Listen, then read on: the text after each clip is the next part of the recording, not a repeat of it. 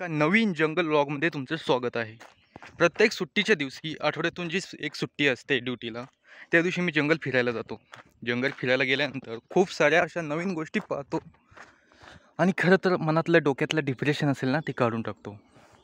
तर जंगल खूप घनदाट आहे आणि मुळातच मी कोकणात आहे. तर कोकणातली जंगलं आणि कोकणातली झाडं त्यांच्याबद्दल काही बोलायलाच नको. किती घनदाट असतात आणि किती वेगवेगळ्या प्रजातीचे असतात, त्यांची काही संख्याच नाही. तर आजही मी भटकंतीसाठी निघालो आहे. आज एका नवीन ठिकाणी चाललो आहे.